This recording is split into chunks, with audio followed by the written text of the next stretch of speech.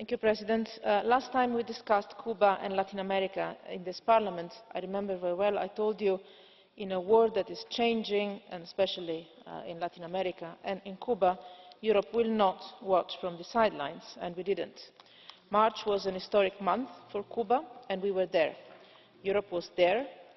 My visit to Havana, the second of my mandate, the second of a High Representative, preceded of a week the historic visit Obama paid to the island, and also another historic event, which was the concert of the Rolling Stones, that cannot be underestimated for an island like Cuba.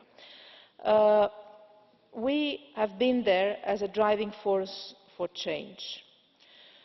In March, we initiated the first ever agreement between the EU and Cuba. Our relations with Cuba have always continued in good and in difficult times, although over the last decade we did have difficult moments.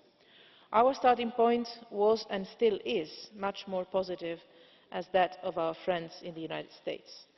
The political dialogue and cooperation agreement we have initialled is totally unprecedented.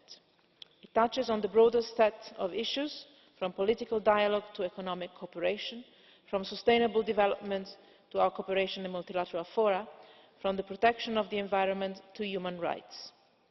This moment marks the beginning of a completely new era in our relations with Cuba. Cuba has been changing, slowly but continuously, for a number of years now. On regional and international affairs, our cooperation has already been constructive for quite some time now. I think in particular of Cuba's role in hosting talks between the Colombian government and the FARC, that we follow very closely. I remember we debated about that very recently, and we can only look forward to expand our cooperation on these matters. But change is happening inside Cuba as well. Over the past few years, the European Union started to discuss how to accompany Cuba's evolution. We had a choice to make. Should we wait for more structural changes, or should we make our voice heard right now as a friend and partner of the Cuban people through active engagement and dialogue? And the new agreement answers to this question.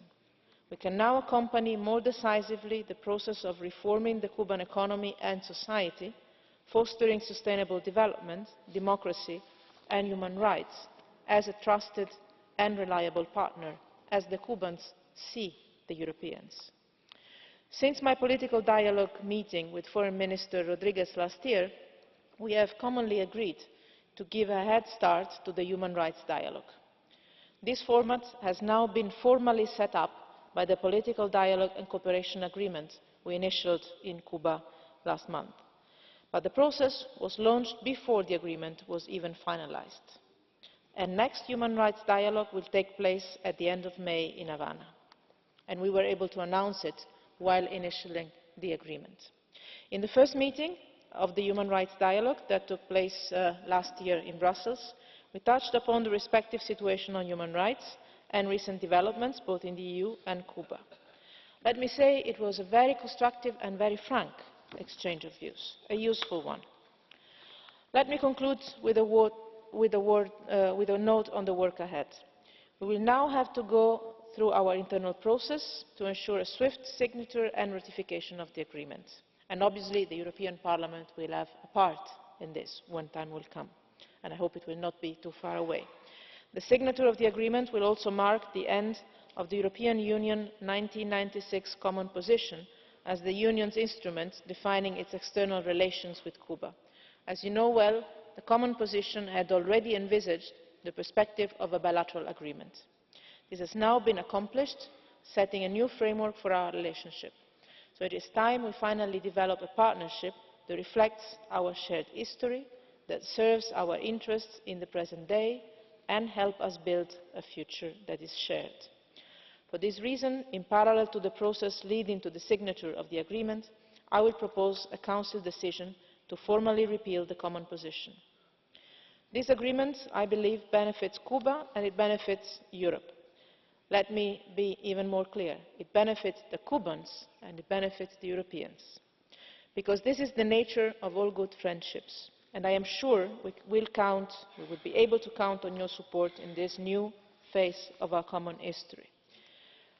To finalise, it means enhancing EU relations with Cuba, effectively accompanying the modernisation and reform process in the island, promoting democracy and human rights, and finding common solutions to global challenges. I really believe that the way for more engagement in the framework of the future agreement is the most effective one. Thank you.